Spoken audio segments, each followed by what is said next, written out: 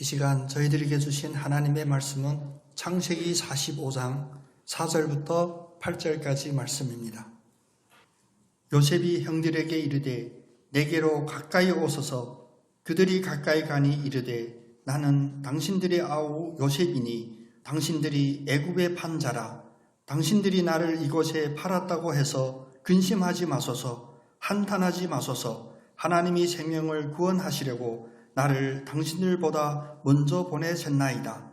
이 땅에 2년 동안 흉년이 들었으나 아직 5년은 밭갈이도 못하고 추수도 못할지라.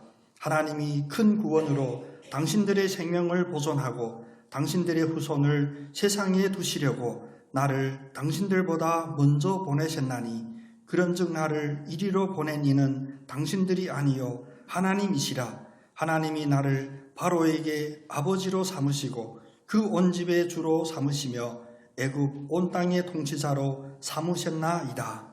아멘.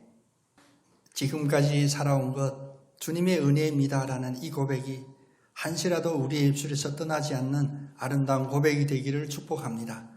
우리 옆사람 축복하면서 2023년 마지막 축복일 수도 있잖아요. 새로운 한 해에는 새 축복으로 하되 2023년의 마지막 축복을 이런 축복으로 나누겠습니다. 다른 일을 용서함이 당신의 기적이 됩니다. 아멘. 네, 이 아름다운 고백하면서 여러분의 얼굴이 환해진 거 보니 제 마음도 행복합니다. 사실 우리가 세상에 살다 보면 여러 가지 어려운 일들이 많이 있습니다. 물질적인 문제도 있고 건강에 관한 문제도 있고 또 사람 관계에 대한 문제들도 있고. 그래서 아까 예배 전에 우리 박 장로님하고 다른 이야기 하다가 그런 생각했더니 저도 지나간 세월을 돌아보니까 아마 이 자리에 계신 대부분 분들이 경험했던 나이 40이 제일 힘들더라고요. 나이 40이 되는 그 생일날, 저 생일이 연초라 그때 마음이 제일 힘들었어요. 왜 힘드냐? 몰라요. 앞을 봐도 잘 안 보이는 것 같고요. 돌아보니 돌아볼 것도 없고요. 마음이 많이 힘들고 그러니까 마음속에 부정적인 생각들도 많이 나고 제 요즘은 여러분 기도해 주셔서 성격이 되게 온화해졌거든요. 얼굴도 이렇게 좀 믿지 않는다는 표정이지만 근데 40까지도 되게 욱하고 그랬던 것 같아요. 그냥 바로 화도 내고요. 또 집어던지기도 하고 그랬었어요. 원래 제가 노가다 출신이라 안 좋은 원죄가 있거든요. 근데 이제 10년이 지나고 이제 15년이 지나는 지금 시점에 돌아보니까 제가 많이 바뀌었던 이유가 무엇일까 생각해 보면 하나님의 은혜이고 더 중요한 것은 우리 함께 서로 축복했듯이 내가 바뀐 것이 아니라 하나님이 기적이었구나 라는 고백을 하게 됐습니다. 우리 힘으로 할 수 없는 것이 이루어진 것이 기적이 아닐까요? 우리가 구약의 요셉을 보면 요셉을 많이 부러워해요. 그래서 많은 목회자들이 요셉에 대한 설교를 많이 해요. 형통함의 요셉, 그리고 노예였지만 애굽의 최고의 통치자가 되고 세상의 총리가 되었다라는 이런 요셉의 경력 때문에 요셉을 특히 젊은 우리 청소년들에게 요셉의 이야기를 많이 하게 됩니다. 근데 제 나이 50 넘어서 요셉을 다시 바라보니까 요셉의 형통은 당연히 눈에 보이지만 요셉의 형통 뒤에 감추어진 하나님의 그 기적을 이루시는 원리들이 눈에 보이는 거예요. 그래서 오늘은 어찌 보니까 벌써 8번째였네요. 마지막입니다. 요셉의 형통의 원리는 어디에 있었냐? 요셉에게 가능하게 보이지 않았던 기적이 일어나는 그 핵심 원인이 어디에 있었냐? 그 기적은 바로 요셉을 통한 용서를 통한 하나님의 은혜였구나라는 그 아름다운 생각을 하게 되었습니다. 요셉이 지금 우리가 함께 읽었던 이 본문 말씀에 이르기까지 요셉의 삶은 기구했습니다. 파란만장했습니다. 그런데 생각해보면 제가 요셉이라고 생각해도 그렇게 아름다운 기억들은 별로 많지 않았을 것 같아요. 왜냐? 그 삶이 한 발자국 한 발자국은 고난의 한 발자국 한 발자국이었거든요. 그것도 그의 마음속에는 누군가를 미워하고 이 사회를 미워하고 우리는 그런 마음 가지면 안 됩니다만 그냥 이 세상에 이 더럽고 치사한 삶을 맞추고 싶은 생각도 있을 것 같은 그런 삶이었어요. 요셉의 마음속에 미워할 사람들이 왜 없었겠습니까? 가장 미워할 사람이 누구였나 생각해 보면 여러분, 요셉이라면 누구를 가장 미워했을까요? 억울하게 옥살이하게 한 보디발의 아내를 미워했을까요? 아니면 옥중에서 나한테 해몽해주면 앞으로 꼭 기억하고 은혜를 갚겠습니다 하고도 잊어버렸던 그 관원들이 가장 미웠을까요? 아닙니다. 이 고난의 시작이 있게 한 그것도 다른 사람도 아니고 가장 가까운 형제들이 제일 미웠을 것입니다. 그런데 요셉의 이야기의 마무리는 어디에서 마무리되냐? 요셉이 오늘 말씀에서 말합니다. 바로 이 형제들을 용서하는 그 장면입니다. 형제들은 자기들이 먹고 사는 문제 때문에 애굽에 찾아왔어요. 그리고 요셉 앞편에 왜 섰냐?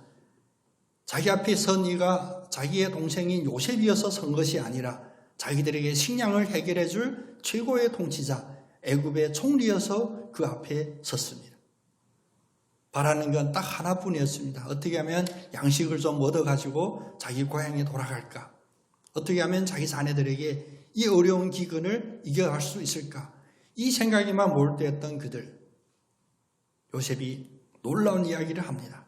당신들 가까이 와 보세요. 내가 누군가? 내가 바로 당신들이 애굽으로 팔아넘겼던 당신들의 동생 요셉입니다. 성경에는 기록되어 있지 않지만 이 순간 그의 형제들은 아마 우리가 쉽게 하는 얘기로 바지에 뭘 지렸을 수도 있어요. 얼마나 놀랬겠습니까? 그 놀람은 다른 원인이 아닙니다. 자기의 동생이 애굽의 최고의 통치자에서 놀란 것도 아닙니다. 그것은 무엇이냐? 자기들이 그동안 잊으려고 했고 덮어 감추려고 했던 그 죄악이 드러나는 그 순간이 가장 놀랍습니다. 그런데 요셉은 어떻습니까? 용서합니다. 그런데 요셉이 용서하는 그 이유를 자세히 보면 매우 은혜롭고 하나님이 우리들의 마음에 주신 하나님의 은혜의 원리들이 드러나게 됩니다. 당신들은 나를 이곳에 팔았다고 당신의 죄악 때문에 근심하지 말고 한탄하지 마십시오. 지금 당신들이 죄를 묻고자 하는 것이 아니라는 거예요.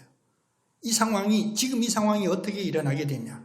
하나님이 생명을 구원하시려고 당신들보다 나를 먼저 이 자리에 보내신 것입니다. 나를 이 자리에 보내신 이는 누구도 아니요 오직 하나님이 보내셨고 하나님이 이루어 주셨습니다. 이런 마음을 품으니 요셉의 삶이 형통할 수밖에 없죠. 기적이 일어날 수밖에 없습니다. 요셉의 형통함은 우리는 하나님이 함께 하심으로 형통했다라고 우리가 지난 7주 동안 살펴봤죠. 근데 오늘 보니까 겉으로 드러나는 이 형통함이 하나님이 함께 하신 내적인 상황은 무엇이었냐? 그의 마음에는 미움을 품지 않고 용서를 품었다는 것입니다. 우리가 누군가에게 상처를 받으면 지워지지 않아요. 목회자인 저도 마찬가지입니다. 여러분이 간절히 기도해 주지 않으면 제 마음에도 아픈 상처들, 비웠던 일들 계속 지워지지 않아요. 설령 상대방이 나에게 큰 은혜를 베풀어 줬다 하도 그 은혜가 기억나기보다 그 상처, 작은 상처라도 상처가 더 오래 분명히 기억되는 게 우리 인간의 본성이기도 합니다. 혹시라도 상대방이 준 상처가 작은 것이라면 아마 잊을 수도 있겠죠. 그런데 상대방이 나에게 끔찍한 상처를 주었다면 요셉의 형들이 요셉에게 행했던 그 죄악처럼 이런 죄악이라면 그것을 잊어버리고 용서한다는 것 불가능합니다. 그래서 이 요셉의 용서는 기적이라고 이야기하죠. 다른 말로 하면 용서할 수 없는 것을 용서하는 그 기적이 요셉이 그 심령 안에서 일어나게 된 것입니다. 성경을 보면 지금 용서라는 이 단어를 히브리어로 뭐라고 하냐면 샤바크라고 합니다. 이 샤바크라고 하는 단어는 어떤 의미가 있냐? 여러분 기억해 주시면 참 우리의 인생에 도움이 될 거예요. 용서라는 이 샤바크라는 단어는 풀고 놓아주다라는 뜻입니다. 풀고 놓아주다. 매여있던 것을 풀었을 뿐만 아니라 그냥 떠나가도록 놓아줬다라는 그런 뜻입니다. 이것은 법정 용어로도 사용이 되는데 법정에서 죄인의 그 죄과를 묻고 징벌하지 않고 오히려 이제 너의 죄는 다 탕감되었다라고 선포할 때도 쓰이는 법정 용어이기도 합니다. 이 샤바크, 용서의 그 기적이 이 자리에 계시고 예배드리는 여러분의 심령마다 가득 차기를 축복합니다. 이 용서란 무엇이냐? 먼저 이 용서의 개념을 살펴보면 다음과 같은 세 가지 요점이 있습니다. 첫 번째는 용서란 이전의 신뢰나 사랑함을 회복하는 것을 의미하지 않습니다. 우리가 용서했다와 다시 사랑한다는 다른 개념이라는 것입니다. 사랑은 왜 합니까? 사랑할 만하니까, 사랑할 만한 이유가 있으니까 사랑하게 되죠. 그래서 사랑할 수가 있습니다. 그래서 우리가 아이들도 크고 있지만 참 재미있는 게 예전에 저희 선배들이 그런 얘기하고 제 친구들이 얘기할 땐 잘 이해하지를 못했어요. 제 친구들이 이제 자녀들이 이제 시집 장가 가가지고 이제 거의 다 할아버지가 되는 상황이거든요. 저희는 이제 중학교 2학년 딸이 있는데 그 친구들이 그러는 거예요. 아이가 크니까 아이 또래 애들만 눈에 들어온다는 거예요. 무슨 얘기지 했는데 제가 제 딸이 크다 보니까 유치원 다니는데 또 그 유치원 또래 남자아이들을 보게 되는 거예요. 인생 모르잖아요. 언제 저 아이들 중에 어느 날 당신의 딸과 결혼하겠습니다 하고 나타날 놈도 있을 것 같고 지금 중학교 2학년쯤 되니까 이제 중학생들 남자애들이 눈에 보이는 거예요. 주변 어디 가도 누구 만나도 그 집 아들을 보게 되고 여러분은 아닌 척하고 지금 앉아 계시지만 아마 다 겪었을 거예요. 뭘 찾냐? 사랑할 만한 요소들을 찾는 거예요. 사랑할 만한 요소들을. 그래서 사랑이란 그런 사랑할 만한 요소들이 있어야 돼요. 억지로는 불가능하거든요. 물론 부부 생활이 힘든 이들도 가끔 있다고 합니다. 저도 그런 상담을 받아보는데 그래서 얼마나 답답하면 뭐 사랑 그건 다 옛말이고요. 이제 의리로 함께 삽니다. 이런 얘기도 제가 직접 들어봤어요. 근데 그게 아니거든요. 본심은. 그래도 사랑할 만한 이유들이 있으니까 붙어 사는 거예요. 부부들 보니까 뭐 얼굴이 한번 화난 적이 없어도 사는 거예요. 그러나 용서는 용서할 만한 것이 있어서 용서되는 게 아니라는 것입니다. 화해하고도 달라요. 용서는 뭐냐? 전적으로 나의 입장에서 상대방이 행하는 것이 아니라 내가 나에게 행하는 일입니다. 다시 말하면 내가 나에게 행하는 기적입니다. 상대방이 용서받을 만한 어떤 건덕지가 있어서 용서하는 것이 아니라 용서할 수 없음에도 불구하고 내가 용서한다고 하고 내 마음에 매여져 있던 그것을 풀고 놓아주고 보내버리는 것. 그것은 내가 나와의 일대일 간의 나와의 싸움이기도 하고 내가 하는 일들이에요. 두 번째로 용서는 매우 중요합니다. 두 번째는 용서란 가해자뿐만 아니라 내 자신도 풀어준다는 것입니다. 여러분 우리도 2023년 그런 날 한두 날은 있었을 거예요. 상처받은 일이 있죠. 기분 나쁜 일이 있죠. 근데 그게 잊혀지지 않아요. 그래서 일주일 기억될 수도 있고 한 달 기억될 수도 있고 1년 내내 기억될 수도 있습니다. 그런데 그 기억으로 말미암아 무거운 짐을 지고 사는 것이 누구일까요? 절대 가해자가 아니거든요.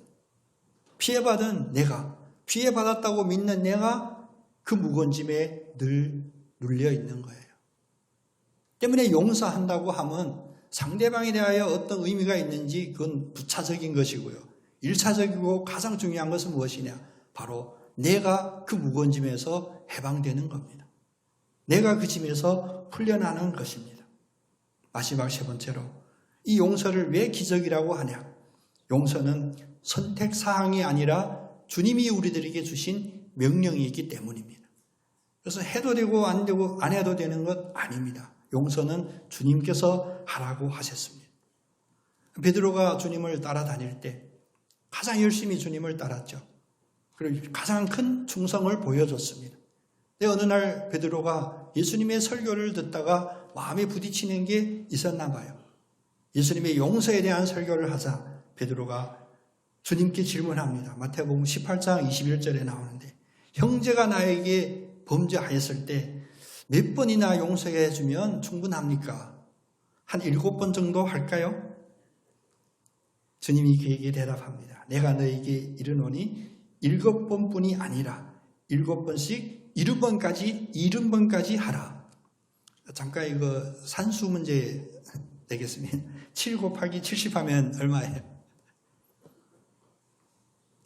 요즘 우리 다 계산기, 핸드폰 계산기 쓰니 7 곱하기 70번을 용서하라는 거예요. 이게 상식적일까요? 아닙니다. 이제 가능할까요? 가능하지 않아요. 그런데 7번씩 70번을 용서하라는 주님의 이 말씀은 이거 얼마나 강력한 명령인지를 우리는 알 수가 있습니다. 그때 베드로의 얼굴에 당황함이 비쳤습니다. 아이고, 490번, 이 세기도 힘든데 어떻게 490번이나 용서할 수 있을까?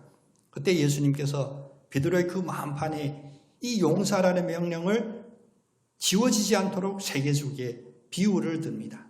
어떤 비유의 이야기를 하셨냐? 한 사람이 있었는데 그 사람이 빚을 졌어요.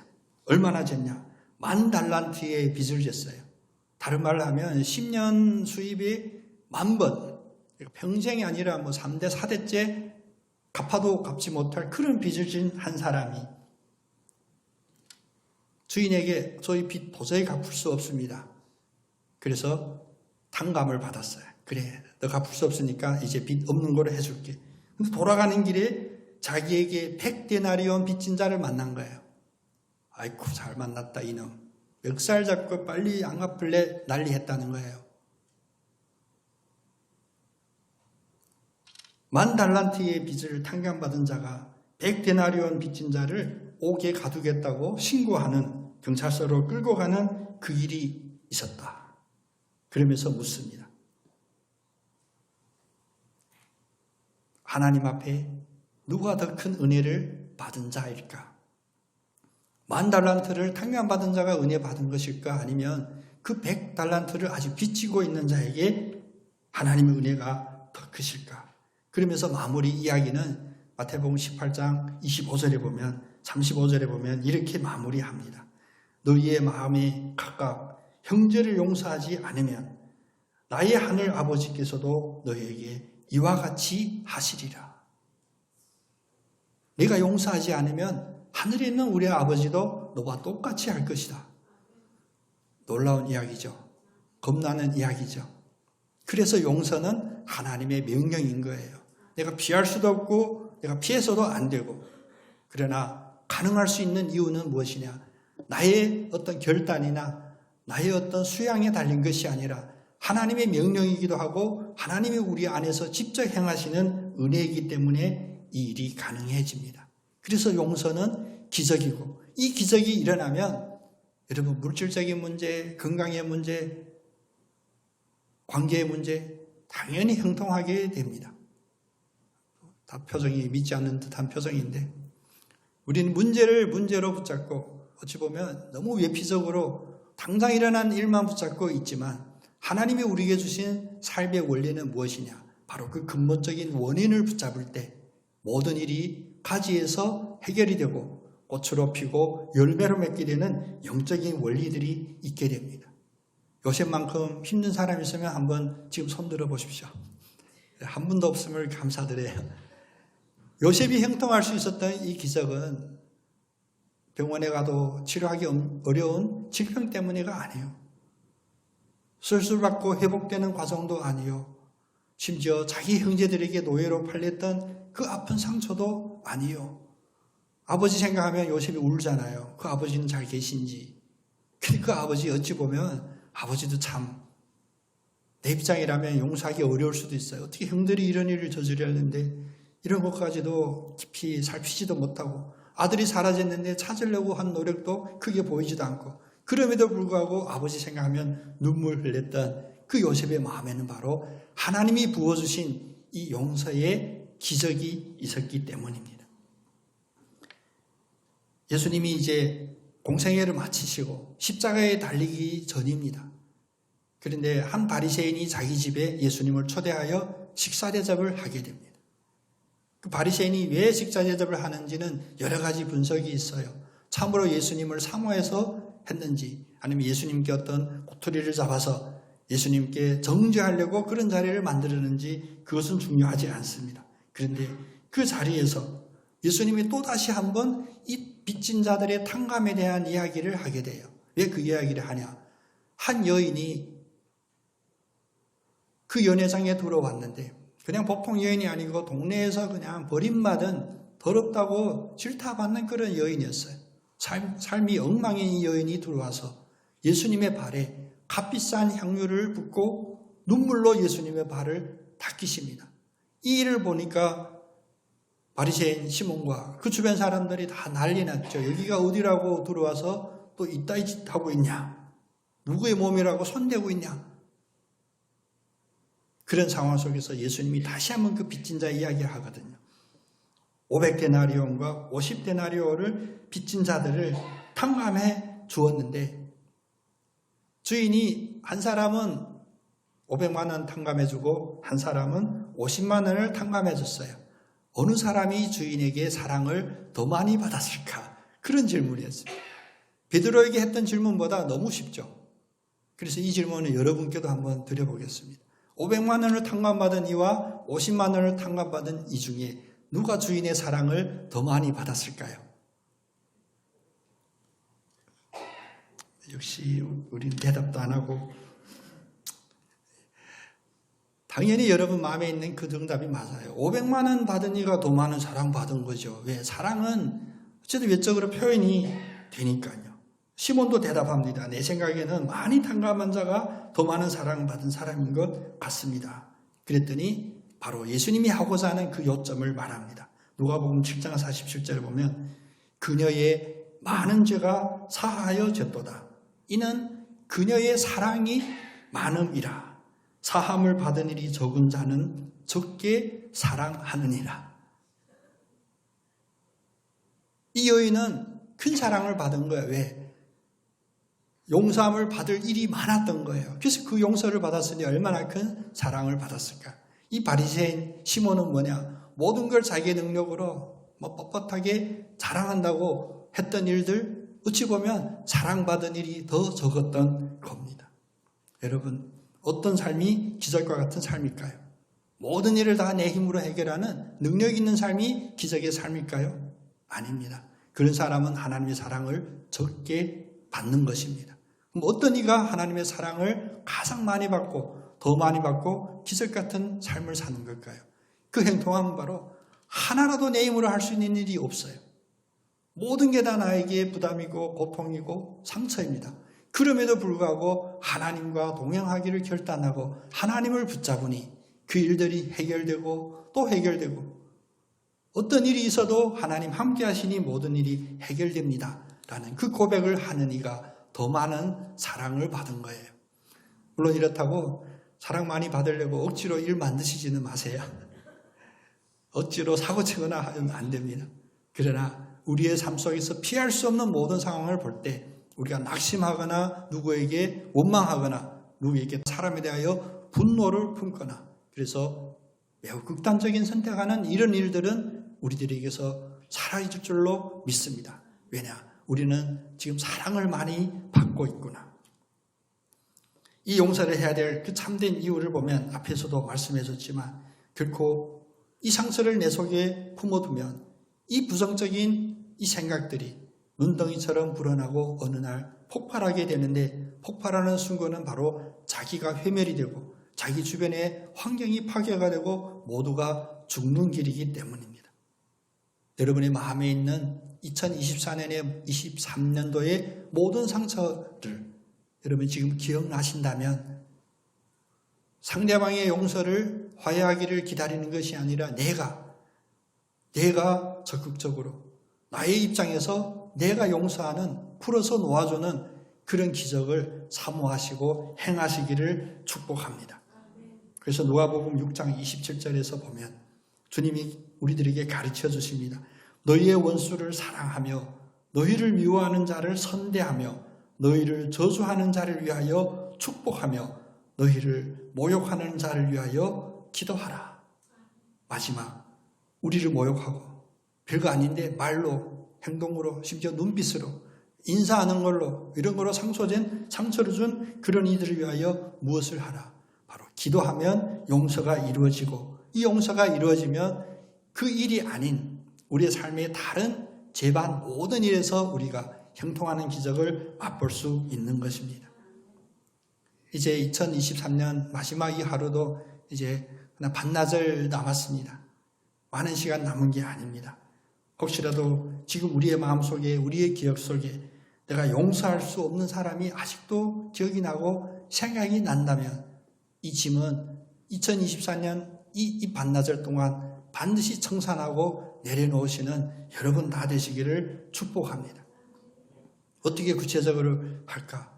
비밀리에 해야 되는데요. 심지어 부부라도 남편에게, 아내에게 알려주면 안 되는 비밀리에 행해야 되는 일이에요.